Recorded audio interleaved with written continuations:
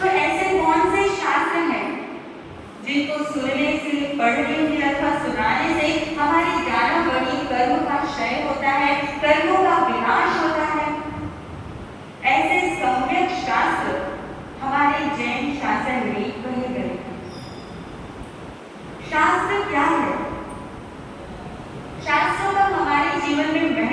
है, हमारे जीवन में उनका स्थान क्या है। शास्त्र हमारे जीवन के विधि विधान को निश्चित करता है।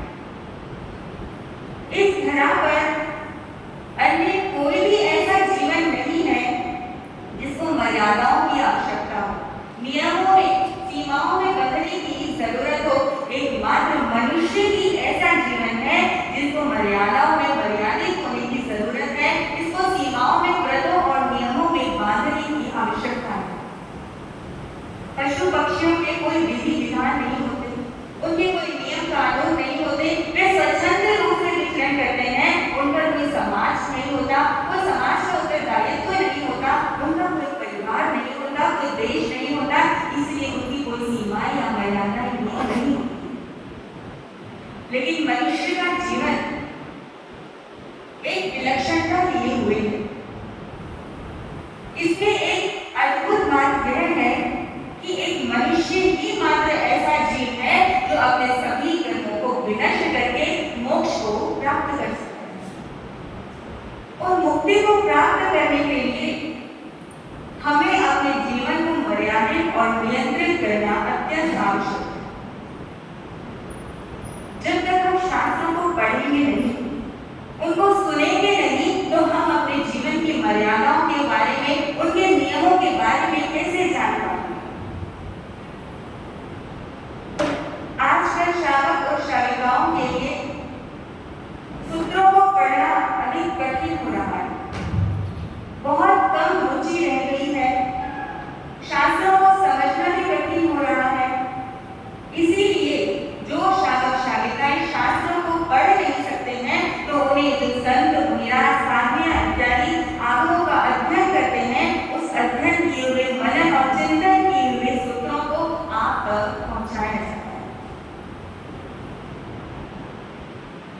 प्रभु फरमाते हैं कि जब तक हम अपने जीवन को नियंत्रित नहीं करेंगे, जब तक हम इस ज्ञान को अपने हृदय में और अपने आचरण में नहीं उतारेंगे, तब तक हमारा जीवन भी पशु और पक्षियों के समान स्वच्छंद ही बना रहेगा।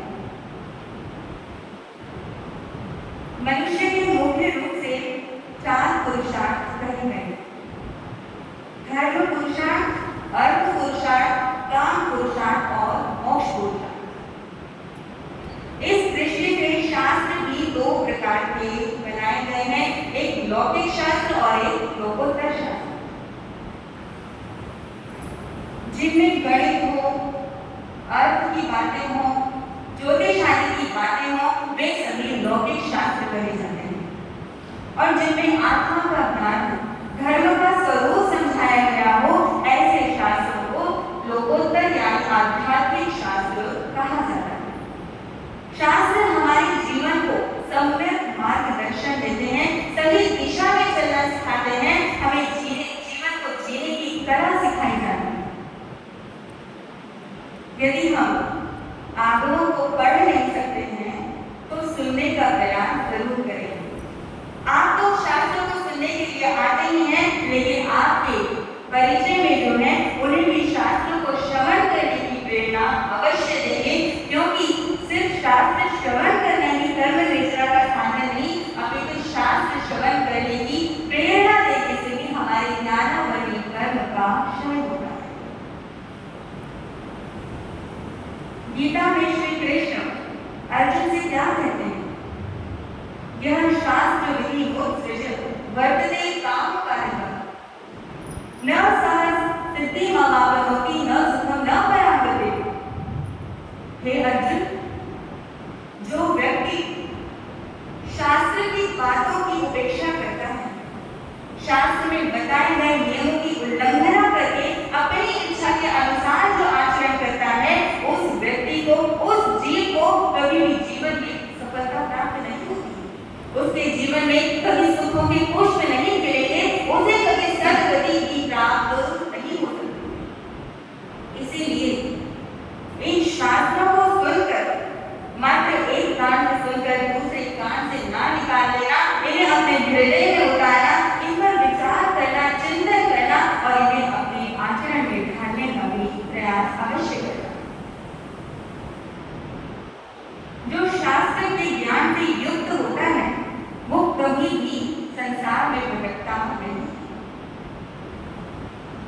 श्रीमद प्रभु महावीर फरमाते हैं, जहाँ स्त्री ससुता बढ़िया वीणा विणसे, तहाँ जीवे ससुते संसारे न विणसे। जिस प्रकार धागे वाली जो सुई होती है वो गुम नहीं होती, और कदाचित कभी गुम हो भी जाए तो जल्दी ही मिल जाती है, इसी प्रकार सूत्रों के ज्ञान से जो व्यक्ति युक्त हुआ है, जिसने अपने हृदय में आगम के ज्ञान को धारण किया है, वो संसार में घमंड नहीं करता है, वो भटकता नहीं है, अपने मार्ग से वो पतित नहीं होता है, और कदाचित अशुभ कर्मों के संयोग होने से, अशुभ कर्मों के वश होकर कभी मन भटक भी जाए, संसार में अगर पतन होने भी लगे, तो वह अपने विवेक के द्वारा जल्दी ही अपने सत्मार्ग पर स्थित हो जाता है। इसीलिए अपने जीवन को सही दिशा देने के लिए, सही मार्ग पर चलाने के लिए तीर्थंकर परमात्मा ने यह अनमोल ज्ञान हमें प्रदान किया। यह ज्ञान हम तक आया कैसे? जैसे कि कुछ दिन पूर्व महासती डॉक्टर भवना जी महाराज से आप सुन रहे थे, परंपरा आगच्छति इति आवह। यह ज्ञान हमारे पास परंपरा रूप में आया। गुरु और शिष्य की परंपरा से तीर्थंकर परमात्मा ने यह ज्ञान अपने गणधरों को दिया। गणधरों ने आगे और सभीरों ने इस ज्ञान को ग्रंथबद्ध किया, अपने शिष्यों को दिया। इस प्रकार गुरु ने अपने शिष्य को, फिर उन शिष्यों ने अपने शिष्य को, इस प्रकार चलता चलता चलता चलता यह ज्ञान हमें अपने सदगुरु से प्राप्त हुआ। गुरु महाराज की कृपा से जो शुद्ध ज्ञान हमें प्राप्त हुआ, उन्हीं की कृपा से आपके समक्ष सुनाने का हम प्रयास कर रहे हैं। हमें प्रवचन करने का कोई अधिकार नहीं है। किसी भी छद्मंत को व्याख्यान करने का, प्रवचन करने का अधिकार परमात्मा ने नहीं दिया है। आप कहेंगे तो महाराज आप क्यों इतना प्रवचन करते हैं? यह हमारे गुरु की आज्ञा है। किसी किसी को अभिमान हो जाता है कि मैं तो इतना बढ़िया प्रवचन करता हूँ, इतना अच्छा उपदेश देता हूँ, तो यह उनका अभिमान मिथ्या है। प्रवचन करने वाले हम हकदार नहीं होते हैं, क्योंकि परमात्मा की वाणी है, उन परमात्मा से ली है, गुरु भगवान से ली है, और हम आप तक पहुँचाने के एकमात्र उसमें माध्यम है। प्रवचन का अर्थ क्या है? प्रवचन प्रकृष्ट है, जिसका वचन, जिसके वचन को कोई काट नहीं सकता, जिसको कोई उच्छेदन नहीं कर सकता, उसके वचन को प्रवचन कहा जाता है। इसीलिए जो छद्मंत साधु साध्वी हैं, उनके उपदेश को व्याख्यान कहते हैं। यह आगम ज्ञान जो बताया गया है, जैन दर्शन में यह 4 प्रकार के शास्त्रों में सीमित किया गया है। वे 4 शास्त्र कौन कौन से हैं? द्रव्यानुयोग, चरितानुयोग, गणितानुयोग और कथानुयोग। जिस शास्त्र में तत्वों का विवेचन किया गया, जीव क्या होता है, आत्मा का स्वरूप कैसा है, आत्मा होती है या नहीं होती है, आवागमन क्या है, पुनर्जन्म क्या है, अथवा पुनर्जन्म होता है तो किस कारण से होता है, उसका अंत किस प्रकार संभव है, धर्म क्या है, धर्म का आचरण कैसे किया जाता है, किस प्रकार जीव कर्म करता है, और किस कर्म का फल किस रूप में प्राप्त होता है, इन सभी प्रश्नों के उत्तर जिसमें दिए गए हों, वह होता है द्रव्यानुयोग। जिस शास्त्र में साधवाचार और श्रावकाचार का विवेचन है, अर्थात साधु के नियम और श्रावक के नियम बताए गए हों, उस शास्त्र को चरितानुयोग कहा जाता है। जिसमें खगोल का वर्णन हो, नदियों का वर्णन, नाले, द्वीप, समुद्र, पहाड़, इन सभी का जिसमें वृत्तांत मिलता है, उसे गणितानुयोग कहते हैं। और जिसमें कहानियां हो, उदाहरणों के द्वारा जिसमें धर्म का प्रकाश किया गया हो, जिसमें कथानकों के द्वारा परमात्मा ने अपने उद्बोधन को मनुष्य के हृदय में उतारा है, उस शास्त्र को कथानुयोग कहा जाता है।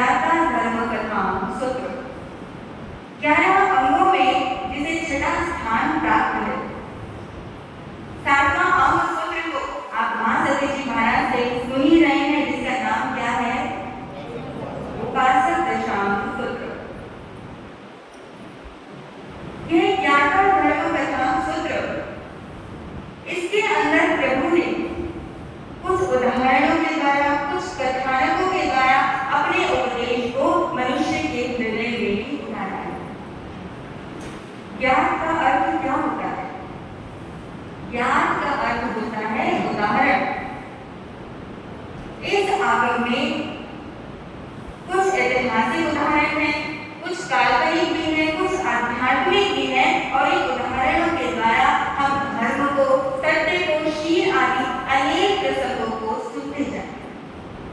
लेकिन ऐसा ना हो कि हम इन शास्त्रों को एक कान से सुने और दूसरे कान से निकालें। कितनी उम्र व्यतीत हो गई प्रवचन सुनते सुनते, लेकिन यदि आपके जीवन में कोई बदलाव नहीं आया है तो आपके शास्त्र श्रवण सब व्यर्थ चले गए। अब हम तक भी ये ज्ञान पहुंचा है तो जितना संभाल के रखा तभी हम आपको दे सकते हैं। अपने परमात्मा से आर्य सुधर्मा स्वामी ने ये ज्ञान प्राप्त किया। उन्होंने इस ज्ञान को अपने हृदय में उतारा, अपने आचरण में उतारा, तभी उन्होंने आगे अपने शिष्यों को दिया।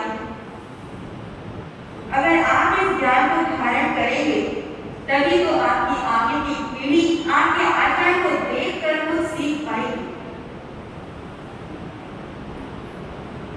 एक बार राजा भोज अपने राज दरबार में बैठे थे। उसी समय एक कलाकार वहां पर आया। राज दरबार में राजा भोज से कहने लगा, राजन, मैं बड़ी दूर से आया हूँ, 3 प्रतिमाएं लेकर आया, 3 मूर्तियां ऐसे अपने हाथों से बनाई है और ये कहीं भी इस नगर में बिक नहीं रही है, कोई खरीद नहीं रहा है। और मैंने ऐसा सुना है, आपकी ऐसी घोषणा है कि जो वस्तु कहीं पर भी कोई नहीं खरीदेगा उसे आप खरीदें। इसलिए इसका उचित मूल्य देकर आप मेरी इन प्रतिमाओं को खरीद लें। राजा भोज ने अपने महामंत्री को बुलाया कि देखो, इन प्रतिमाओं का निरीक्षण करो और इनका जो उचित मूल्य हो वह मुझे बताओ, मैं इन प्रतिमाओं को खरीदना चाहता हूँ। राजा हमेशा उस व्यक्ति को अपना महामंत्री चुनता है जो हमेशा बुद्धिमान, जिसके पास उत्कृष्ट बुद्धि का धन है। उसका महामंत्री अत्यंत बुद्धिमान था। उसने एक प्रक्रिया की, एक योगी की सलाह ली और उसने एक प्रतिमा के कान में डाली। वह योगी की सलाह उसने प्रतिमा के कान में डाली तो वह दूसरे कान से बाहर निकली। वही सलाह उसने दूसरे प्रतिमा के कान में डाली तो वह उसके मुख से बाहर निकली। फिर वह शराबा उसने तीसरी प्रतिमा के कान में डाली तो ना तो उसके दूसरे कान से बाहर आई, ना उसके मुख से बाहर आई, अभी तो वो उसके हृदय में चली गई। तब महामंत्री ने राजा भोज से कहा, राजन, यह पहली प्रतिमा जो है यह तो 2 कौड़ी की ही नहीं है, दूसरी प्रतिमा 1.25 रुपए की हो सकती है और यह तीसरी जो प्रतिमा है यह पूरी 3.25 करोड़ रुपए। ऐसा क्यों? देखने में तो तीनों प्रतिमाएं एक जैसी प्रतीत होती हैं, देखने में तो तीनों में कोई अंतर नहीं है, एक जैसा रंग रूप है, एक जैसी संरचना है, एक जैसी कारीगरी है, तो इन तीनों में इतना अंतर क्यों है? राजन, बाहर से देखने में भले ही प्रतिमाएं एक जैसी प्रतीत हो रही हैं, लेकिन इन तीनों के गुण, धर्म, इनका स्वभाव जुदा जुदा है। इसी तरह श्रोता भी भिन्न भिन्न स्वभाव के होते हैं। कोई एक कान से सुनता, दूसरे कान से निकालते। एक श्रोता होते हैं जो यहाँ से सुनते हैं और बाहर जाकर सारा उपदेश मुख से बाहर निकाल देते हैं।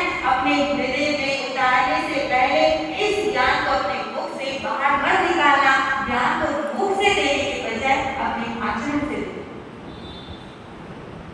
अगर आपके आचरण में, आपके व्यवहार में यह उपदेश उतर जाएगा तो आपको मुख से बोलने की आवश्यकता नहीं पड़ेगी। आप यहाँ से उपदेश सुनकर जाएं और उसे अपने आचरण में, अपने हृदय में, अपने व्यवहार में उतारें और दूसरा व्यक्ति आपको देखकर पूछे, ऐसा तुम कौन सा सत्संग करते हो, कौन से महाराज के पास जाते हो, ऐसा कौन सा उपदेश, कौन सा तुम सत्संग लेते हो जिससे तुम्हारे जीवन में कितना बदलाव आया है, हमें भी वहां लेकर चलो। ऐसा आपका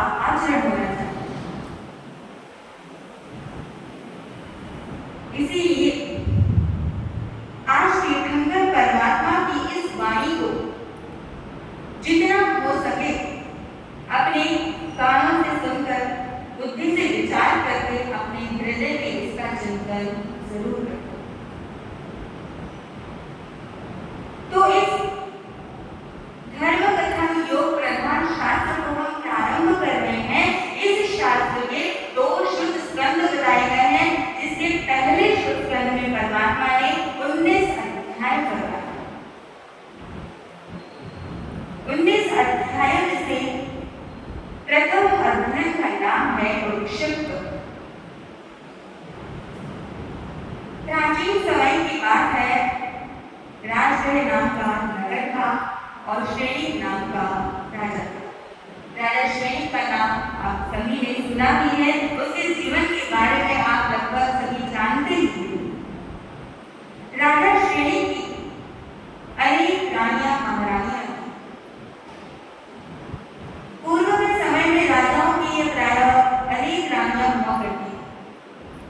यह उनके ऐश्वर्य वैभव और भोग विलास की बहुलता का प्रतीक होता था। उन्हीं अनेक महारानियों में से राजा श्रेणी की एक महारानी थी जिसका नाम था धारिणी। वह धारिणी महारानी सौंदर्य की सजीव प्रतिमा थी। एक बार वह धारिणी अपने शयन कक्ष में सुख शैया पर अपने शरीर को विश्राम देकर सुखों का उपभोग कर रही थी। उसी समय उस महारानी धारिणी ने एक अद्भुत, एक मनोरम स्वप्न देखा। उसने देखा कि जंघाई लेते हुए आकाश मार्ग से हंसी उसके मुख में प्रविष्ट हो गया। जब स्वप्न उसने देखा तो वह जागृत हो गई, उसके पलकों का अवलोकन खुल गया। हमें विचार करने लगी कि ऐसा अद्भुत स्वप्न, ऐसा मनोरम और सुखदायी स्वप्न तो मैंने आज तक नहीं देखा। यह तो मैं पहली बार देख रही हूँ। यह शुभ तो होना ही है। हस्ती का स्वप्न अत्यंत मंगलकारी, शुभकारी माना जाता है। आप जानते ही हैं कि तीर्थंकरों की माता पहला स्वप्न देखती है तो उन्हें पहला स्वप्न क्या होता है? हस्ती का स्वप्न होता है। कि जो तीर्थंकरों की माताएं स्वप्न देखती हैं वो शुभ स्वप्न होते हैं। और उन 14 स्वप्नों में से यदि कोई भी किसी स्वप्न को देख रहा है तो वास्तविक निश्चित ही वो शुभ ही माना जाए। स्वप्न तो बहुत लोग देखते हैं, आप सब भी देखते हैं, लेकिन स्वप्न भी हमारे अपने विचारों के आधार पर ही हमें आते हैं। जैसे हमारे परिणाम होते हैं, जैसा हमारा विचार, हमारा जैसा चिंतन होता है, उसी प्रकार के हमारे स्वप्न भी होते हैं। शास्त्रों में 5 प्रकार के स्वप्न बताए गए हैं। एक होते हैं यथातथ्य। व्यक्ति जैसा स्वप्न देखता है उसका फल वैसा का वैसा ही प्रकट होता है, इसे यथातथ्य स्वप्न कहते हैं। दूसरे होते हैं प्रकांड नाम का स्वप्न। यह स्वप्न हृदय स्थली पर बहुत विस्तार रूप से उभरता है। जैसे आपने कभी कभी आप देखते होंगे कि आज मैंने बहुत बड़ा स्वप्न देखा, पूरी रात मैंने स्वप्न ही देखती रही, पूरी रात सपने ही चलते रहे। तो जो प्रकांड स्वप्न होते हैं उनका जो फल होता है वो भी विस्तार रूप में हमें मिलता है। जैसे कभी किसी ने देखा हो कि हम कहीं बाहर हिल स्टेशन पर गए हैं, घूम फिर रहे हैं, मौज मस्तियां कर रहे हैं और थोड़े दिन के बाद ही वैसा ही आपका प्रोग्राम, वैसा ही कार्यक्रम बन जाता है, तो वह स्वप्न प्रकांड स्वप्न कहा जाता है। एक होते हैं चिंता नाम का स्वप्न। मन में सोचे हुए विचारों का स्वप्न में पूरा होना चिंता स्वप्न कहा जाता है। कितनी बार ऐसा होता है कि दिन में जो आप विचार करते हैं, जो सोचते हैं, रात्रि में वैसे ही स्वप्न आ जाते हैं। एक होता है विपरीत नाम का स्वप्न। इसमें व्यक्ति देखता कुछ है और उसका फल कुछ और होता है। उदाहरण के लिए जैसे अगर किसी ने स्वप्न में देखा कि मुझे सांप ने डंक मारा, सांप ने डस दिया, तो सांप को डंक मारना मृत्यु का सूचक होता है, मरण की सूचना देता है। लेकिन